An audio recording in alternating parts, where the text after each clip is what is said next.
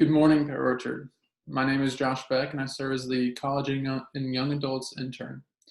This week, it's been amazing to see kids go back to school, whether at CCS or in college, or um, whether they're moving in or just getting ready.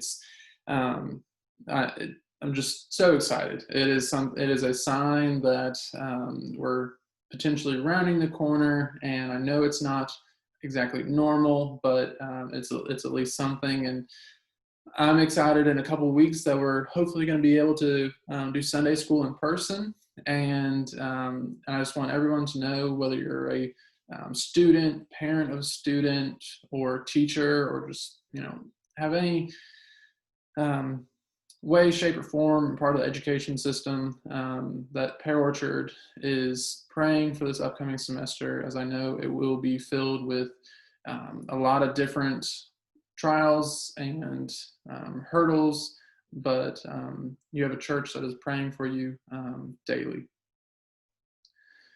This Sunday, we're going to be talking about our 11th topic on the Puritans, and it's going to be on social action. And when I say social action, we immediately start to form an opinion, form what we think about the topic. And I would just caution us all to remember to hear what the Puritans, how they approach social action, and how it might be of a service to us as we then approach social action. And so before we dive in, I'm going to read a short verse from Galatians chapter 6, verses 9 and 10. And let us not grow weary of doing good, for in due season we will reap if we do not give up. So then, as we have opportunity, let us do good to everyone, and especially to those who are of the household of faith. And, in case you guys are tuning into the Puritans study for the first time, or just need a quick refresher, the Puritans were Reformed Christians who lived in England and America and flourished from about 1550 to about 1750. Some of the names you recognize: John Bunyan, Jonathan Edwards, and maybe others not as much: Richard Baxter, Thomas Watson, or Cotton Mather. These men didn't see eye to eye on every issue, of course, but they held a consistent worldview based on the sovereignty of God over every part of life. And that spans from, personal walk to church, but also life at home, at work, at school, and the neighborhood. The Puritans weren't perfect. In fact, I believe it's next week we're going to be talking about their shortcomings. Man is fallen, and we should never just follow blindly, of course, but the Puritans are worth listening to. And I would highly recommend that if you have any books or literature written by any of these men that you haven't read, to dust them off and give them a read, because it is worth your while. And as always, when it comes to learning from other men or women, test all things, hold fast to that which is good. So as I said, we're going to be talking about social action. And social action is a term that most of us don't like, or immediately form an opinion and start to bristle up about a little bit. It's almost talking about politics, and we're going to combine talking about religion and politics, so buckle up. We believe that man's great need is spiritual and not financial or political. Thus, we preach a soul-saving gospel, not the social gospel. We're as much against poverty as oppression as anyone else, but we don't think it's our mandate to do anything about it. And when I say mandate, I'm speaking mainly to the Great Commission. The Great Commission, we were to spread the gospel, and sometimes I think we can be so focused on that we forget to love and nourish the man that is right in front of us with physical things, because obviously we're nourishing them with the gospel. And so men or pastors who preach social responsibility are often written off as liberals who've lost faith in the gospel and replaced the glorious doctrines of God with a bleeding heart do-goodism. On this point, however, I think the Puritans might have more in common with those liberals of today than some of us.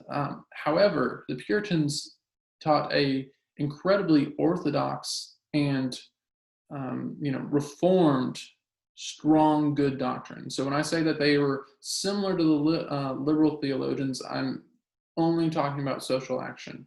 So hear me to say that. The Puritans did not preach the social gospel, yet they firmly believed in a social conscience or caring about your fellow citizen. So talking about society, and so Leland Ryken, he's the author of the book that we've been using throughout this study, says, in the Puritan view, society is a whole network of interdependent people.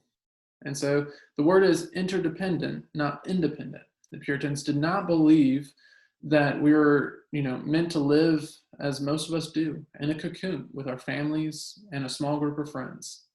No, they believed in community, that we are connected to, dependent on, and obliged to be involved with the people who live around us. In short, they wanted neighborhoods, not subdivisions.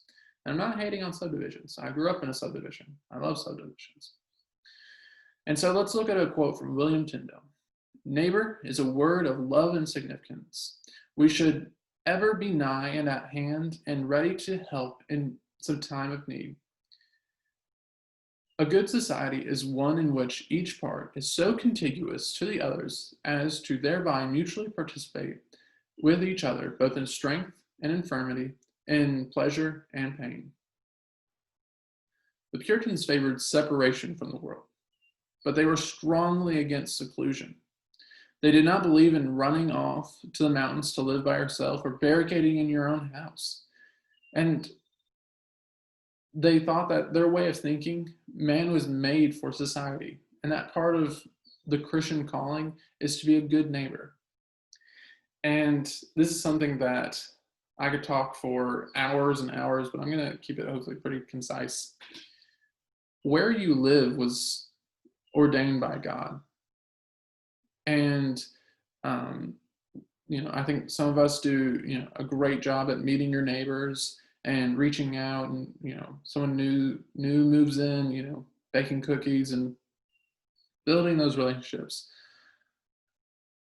But I would say that my generation, and maybe some people a little older, have gotten into this feeling of meeting your neighbors and reaching out to people is quote unquote awkward. And we'd hate to do anything awkward. And I think it's just missed opportunities. You never know, where your neighbors, where the people who live above you, if you live in an apartment or next to you, where they are spiritually. They could be, completely not believers, and you could sow that ground and you might not see fruit, but at least they had a friend that they knew was a Christian. Or they could be brand new to the faith and you would be such an encouragement to them, and that you could maybe do a, as you see each other, taking out the trash or whatnot, you talk about the gospel. You continue to encourage them to invest in their relationships with Christ. Or mainly speaking to, actually I'm speaking to everyone. So maybe you have, elderly neighbors. They would love to have someone to talk to. And obviously you want to be cognizant with COVID-19, but all the more reason with COVID-19 that if they're okay with it, imagine how lonely it's been, whether it's elderly or, just people that live alone. Imagine they probably haven't had a one-on-one conversation in person in maybe quite a long time. And God could be using you in that moment. And so, like I said, I could talk about it a long time, but it's my short little soapbox. And so let's get into kind of the big idea. So because neighbors are connected to each other, we cannot ignore their needs to satisfy our own wishes. And John Winthrop says, the care of the public must oversway all private respects, for it is a true rule that particular estates cannot subsist in the ruin of the public. And I think that's, a great quote, because I think a lot of us, Christians and regular church goers, we find our community in the church, and that's amazing. And I think that's, for all intents and purposes, recommended, because you want to have friends that are like-minded. But as he said,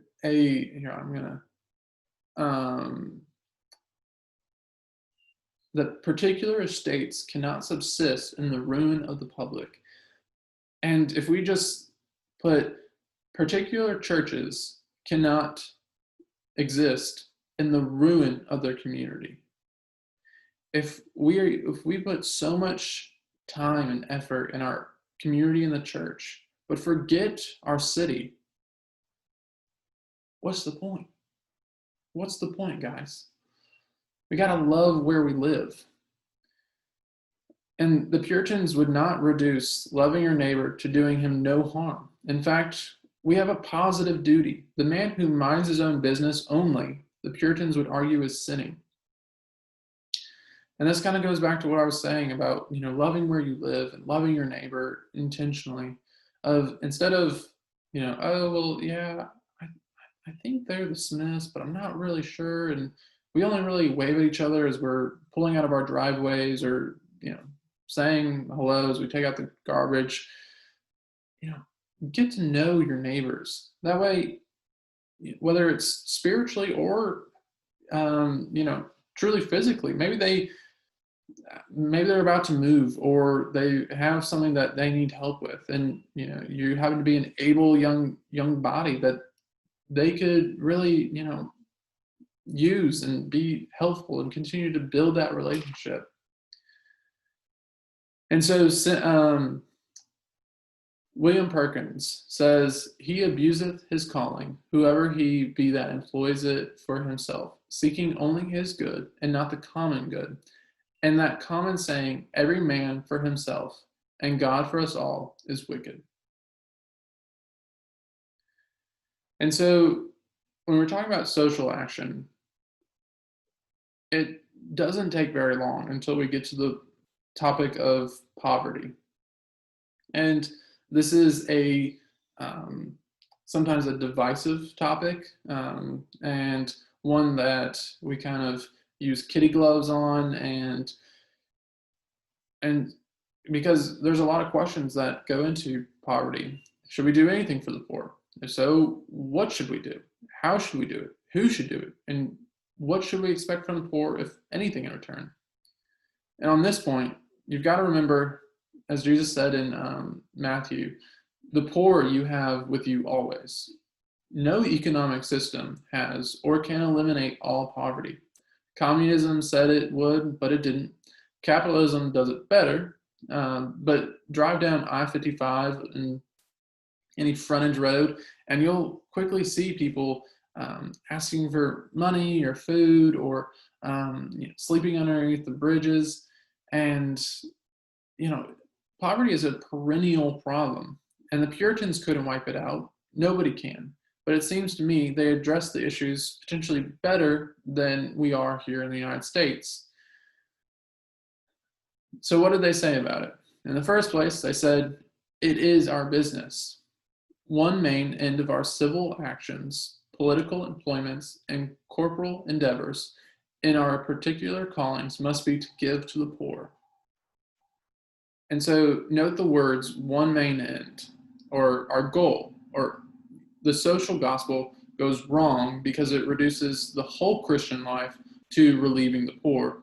But we often go to the other extreme, saying charity is no part of our calling. And I think, a lot of us kind of, try and fluctuate between one or the other, when we want to give to a charity, but not really sure who, and we want to do it, make sure it's a Christian organization, but not really, again, not really sure who, and but then want to make sure that they're sharing the gospel, and eventually just kind of like, I have no idea what to do. And so William Perkins was a leading minister, and I just wanted you to listen to the sentence he put into one of his sermons. Any earnings above a fair maintenance must go directly to the good of others, to relief of the poor, and the maintenance of the church. And this is not, the quarterly get the intern to beg for money for the church. This is simply just a reminder that, we don't know when our last day is. And it is responsible and good to save up and good to, prepare for your kids' future. But, sometimes it's important to remember to give sacrificially. And, maybe you don't need to upgrade to the next what have you vehicle, or maybe instead of choosing a certain vacation, you can still go on that vacation, but maybe, tone it down a little bit and take some of that money and donate it. And again, this is not, me trying to guilt you. This is just a good reminder that, A, this is how the Puritans lived. And I think we can all agree that they were pretty godly people. And B, the money that you have is temporary. It is fleeting. And our ultimate, treasure is in heaven.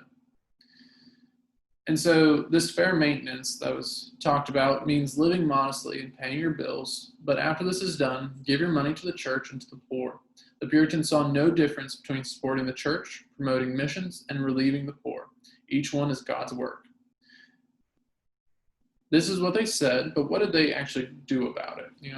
Did they, everyone's really good at preaching, but do they actually commit to things? And in short, they practiced what they preached. Lancelot Andrewes was not a Puritan, but he admitted that his people, the Anglicans, didn't match the Puritans for charity. He said, they do so much good as that not one of their poor is seen in the streets, but the city should not be able to do the same good. And so what's interesting about this quote is the context. Andrewes said this in 1588 when Calvinists from all over the world were fleeing to England for political asylum. They were being run out of France, Germany, Italy, Poland, and so on, and came to England without property and unable to speak the language. But the refugees were taken care of by the Puritans. While the Anglicans, who were far more numerous and rich than the Puritans, were not taking care of their own. So a modern historian by the name of W.K. Jordan built this kind of contrast between the Catholic Middle Ages and the Puritan era, and this is what he said about them. The Catholic Middle Ages were acutely sensitive to the spiritual needs of mankind, while displaying only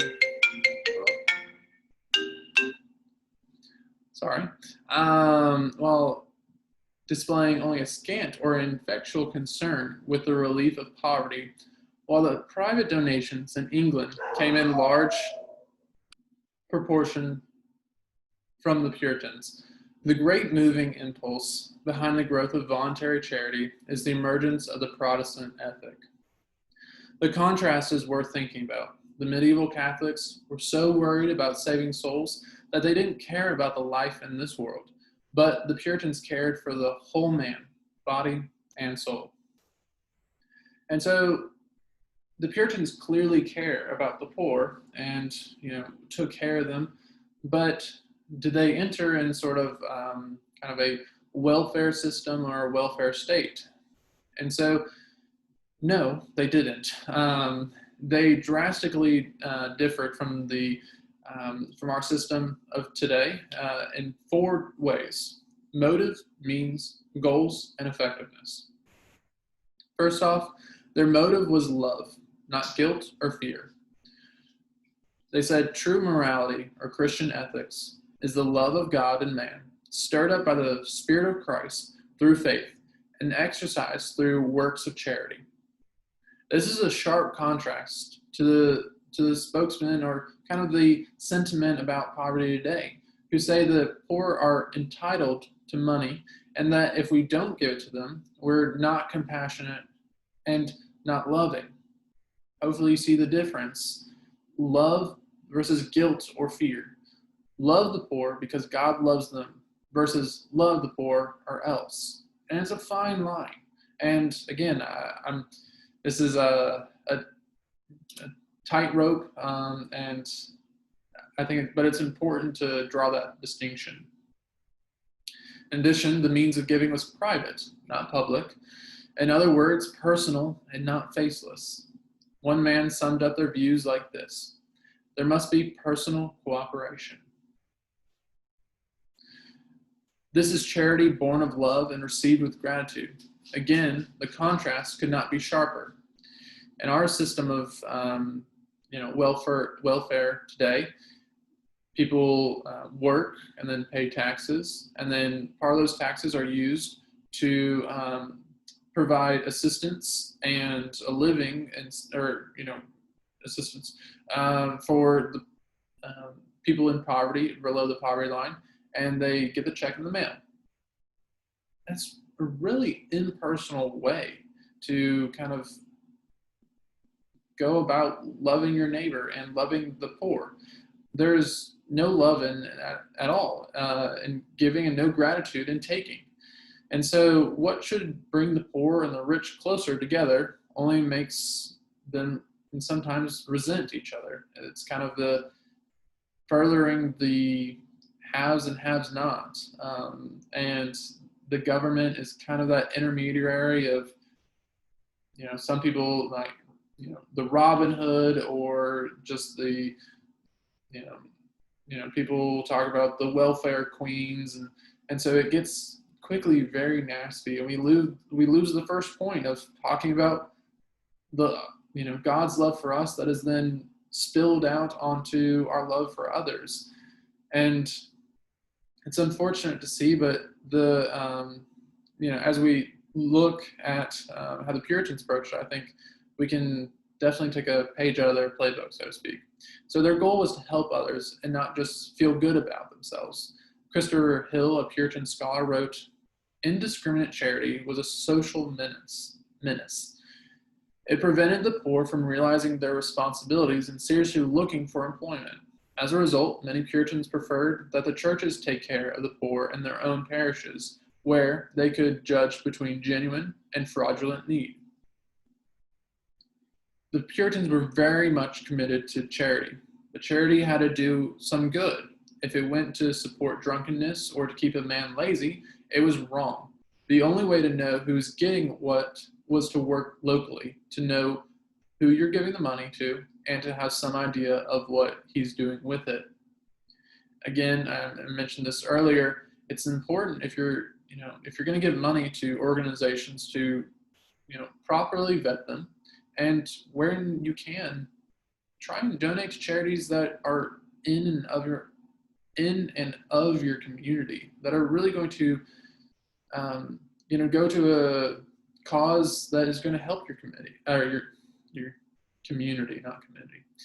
Anyways, this system of having the church, kind of be in charge of it and tend to the poor, tend to the needy, and give out assistance where needed, it worked for the Puritans.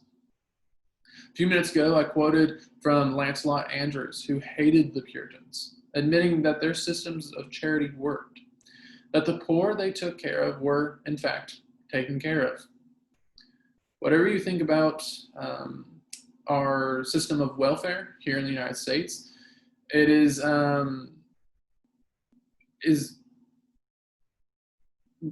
again, it's a polarizing thing, but I think we could both agree that it isn't working as effectively as it could. And some, we see people living under bridges, sleeping in cars, and worse. And some blame the poor, others blame the rich. It's the Republicans who did it to us, or the Democrats. It's the 60s, Vietnam, drugs, Reaganomics, unions, multinational corporations, the CIA, illegal immigrants, Japan, China, Russia, The list goes on and on. And I don't know what to say about all this, but I know a country as blessed as ours has plenty of financial resources to care for the poor if we have the grace to wisdom to it. And this is not a knock against our, our local leaders or our current government leaders. It is simply a observation that potentially the churches working together could hopefully do more good and be more effective, as we were called to do, to take care of our communities as the church. Now let's look at the theology. When it comes to caring for the poor, the Puritans did not blunder into the right way of doing it. Their social vision came from the gospel, contrasting his father's piety with the Catholic attempt to save yourself through good works. Cotton Mather wrote, "A noble demonstration did he give that they who do good works because they are already justified will not come short of those who do good works that they may be justified, and that they who renounce all pretense to merit by their good works will more abound in good works than the greatest merit monger in the world." In other words, the Puritan's social conscience comes from gratitude. We love others only because God loves us and sent his Son to redeem us from our sins and misery. In short, the Puritans were generous to the poor because God was so generous to them. Has he given you anything? Anything that you didn't deserve? If he has, then you're obliged to go and do likewise. Freely you have received, freely you give. And so, again, I hope that this was an educational view to view social action, and this is just a sliver of social action. There's so much more that we could talk about and could explore, but as we think about all the many people that need and are desperate for the church's help and us Christians' help, whether it's the poor, the unbelievers, the disabled, the widows, the orphans, so many people. And I know I'm gonna end this and think of so many other people I could have listed, or other groups that I could have listed, but you guys get the point. And that brings us to just kind of a culmination of, as we focus so dearly on spreading the gospel and focusing on having true and strong doctrine, it is also important that we love our neighbor and really care for them and go beyond just waving hi, but really explore what their needs are, so that then we may spread the gospel and love them. As always, if you have any questions, please feel free to reach out and to me or Wilson or the pastors here at Pear Orchard. They'd be happy to answer any questions. And as we head back into this new normal, Pear Orchard is praying for everyone that we go forth and just take this new normal head on with God leading the way. So I hope you guys have a blessed week, and I look forward to seeing you virtually next week. Thanks.